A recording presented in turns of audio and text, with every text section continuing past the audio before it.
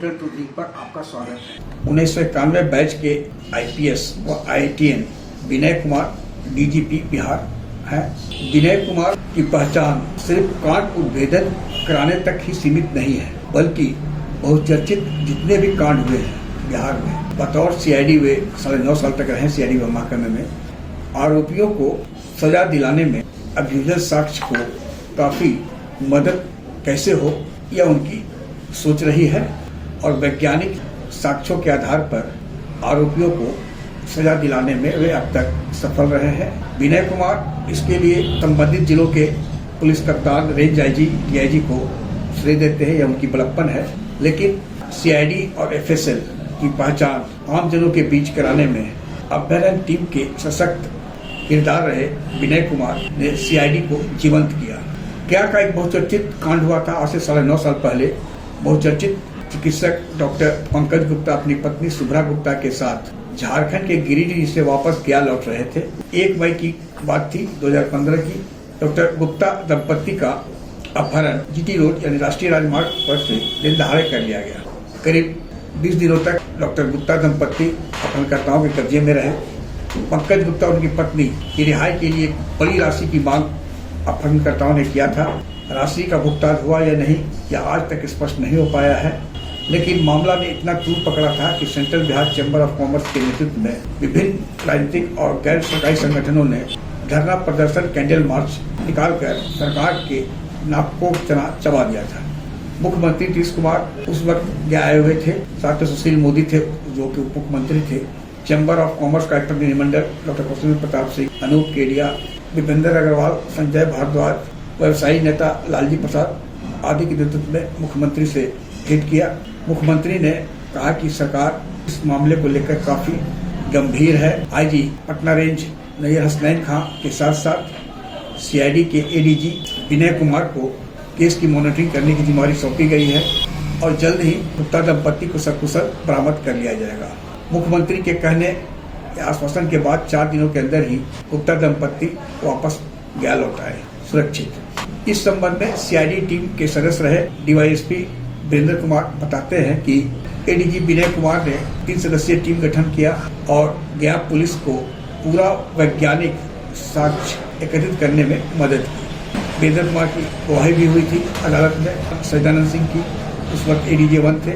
जबकि इस high profile मामले में डॉक्टर पंकज गुप्ता उनकी पत्नी शुभ्रा गुप्ता कोर्ट में हॉस्टाइल हो गई, लेकिन सीआईडी द्वारा एकत्रित की गई जो साक्ष्य थे, वैज्ञानिक साक्ष्य, उसके आधार पर 8 आरोपियों को सजा हुई।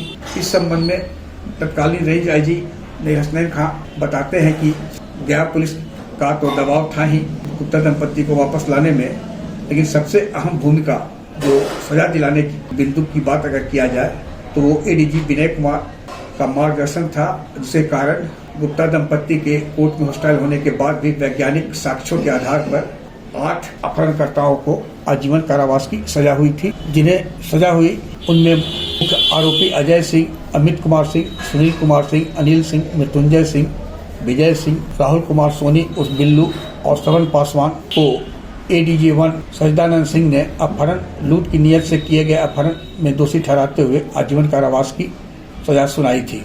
इस कांड के वादी डॉक्टर पंकज गुप्ता के छोटे भाई नीरज गुप्ता थे, जिनके बयान पर प्राथमिकी बाचड़ी थाना में 155/15 दर्ज की गई थी। मैं गुप्ता अपहरण कांड की चर्चा इसलिए कर रहा हूं कि नवनियुक्त डीजीपी विनय कुमार ने एक आदेश दिया है, डीजी कंट्रोल में जो भी हीनियस क्राइम होगी उसमें पीओ पर एसडीपीओ कब पहुंचते ही वो एक पीओ नोट आईओ को देंगे। फिर अगर मामला बहुत हीनियस है तो संबंधित यानी गया है कोई ही तो सिटी एसपी, एसएसपी और रेंज आईजी को भी घटनास्थल पर जाना है और उस संबंध में क्या दिशा निर्देश दिया गया है इस संबंध में डीजी कंट्रोल द्वारा पूछे जाने पर उन्हें बताना है।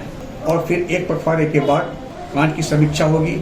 यदि कहीं लापरवाही बरती गई तो डीजीपी के स्तर से फिर एक और समीक्षा होगी और जहां कमी है उसे पूरा किया जाएगा। यानी डीजीपी विनय कुमार का यह अप्रोच है और रहा है कि आरोपियों को पकड़ना ही नहीं, उनमें कानून का भय समाहित हो, इसके लिए अदालत से उन्हें सजा दिलाना है। और इसके लिए वैज्ञानिक साक्ष्य काफ़ी अहम किरदार होते हैं। तो वैज्ञानिक साक्ष्य कैसे एकत्रित किया जाए, इस पर हर जिला के पुलिस कप्तान को विशेष निर्देश दिया गया है, क्या है और क्या करना है। अभी तो एक सप्ताह भी नहीं हुआ है विनय कुमार को डीजीपी के पदभार ग्रहण करने को लेकर, लेकिन तय है कि 9.5 साल का सीआईडी का जो अनुभव है विनय कुमार के पास, उससे कांड के अनुसंधान की गुणवत्ता में तो सुधार होगा ही।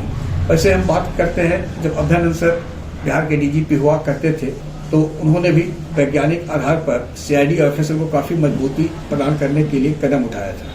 क्योंकि पहले हुआ यह करता था कि अदालत में जो केस डायरी जाया करता था तो कांड में गवाह का होता था कि अमुक ने कहा कि फलाना ने कांड को कारित किया है, लेकिन कोई वैज्ञानिक साक्ष्य नहीं होता था आधार, इसके कारण प्राय आरोपी छूट जाया करते थे अदालत से साक्ष्य के अभाव में।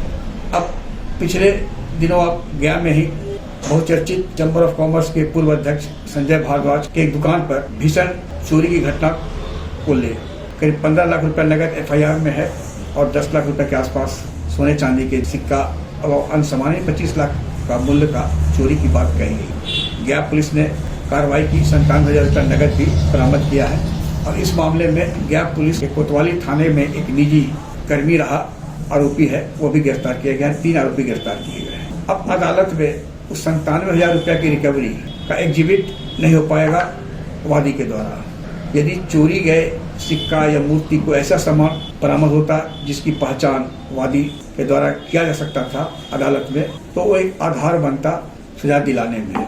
तो यही चीज है जो कि डीजीपी विनय कुमार चाहते हैं कि वैज्ञानिक साक्ष्य को एकत्रित किया जाए ताकि अदालत में अभियोजन पक्ष को अपनी दावे को मजबूती से रख सके अदालत में, और अदालत अभियोजन साक्ष्य जो वैज्ञानिक आधार पर अभियुक्तों को सजा सुनाने में सफल हो। यह प्रयास डीजीपी विनय कुमार का है। आग्रह है कि इस वीडियो के लिंक को लाइक, शेयर, सब्सक्राइब अवश्य करें। धन्यवाद, नमस्कार।